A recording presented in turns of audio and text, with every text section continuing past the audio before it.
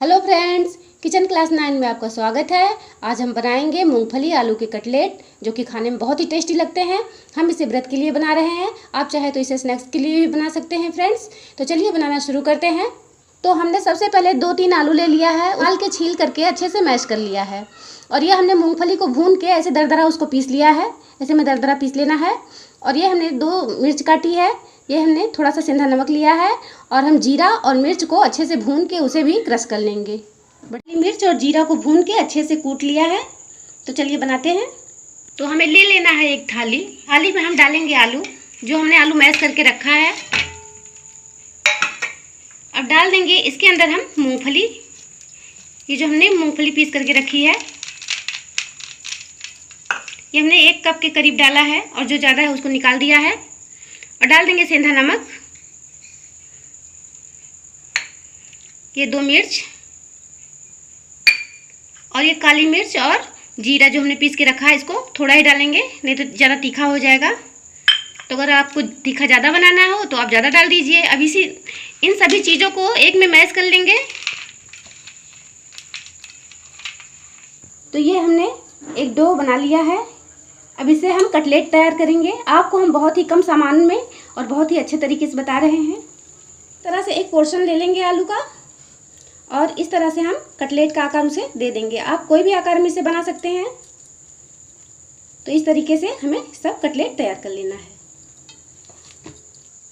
तो ये हमने कटलेट बना के तैयार कर लिया है।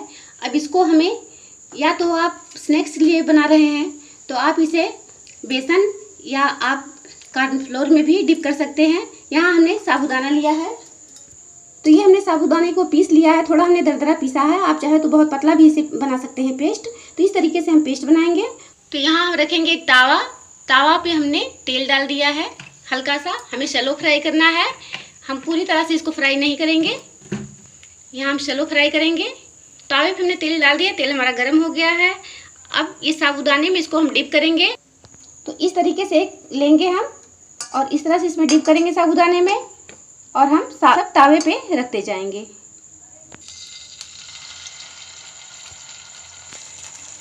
तो एक एक कटलेट इस तरह से, जितना आपका एक बार में आए, पलटने लायक रहे, आप इसमें डाल दीजिए। दूर दूर डालेंगे ताकि अच्छे से ये पलटते बने। तो ये हमने अपने सारे कटलेट डाल लिए हैं, जितना एक बार में आया है। अब इसी तरह से हम शैलो फ्राई करेंगे। अब इसे हम पलटेंगे। एक साइड हमारा ये शैलो फ्राई हो चुका है। बहुत हमें आराम से इसको पलटना है। तो ये देखिए, इस तरीके से हम इसे धीरे से पलट देंगे। तो इसी तरीके से हम सारे अपने कटलेट को पलट लेंगे।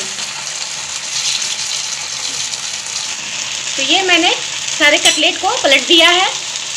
इसी तरीके से उधर भी हमें अच्छे से इसको शैलो फ्राई कर लेना है।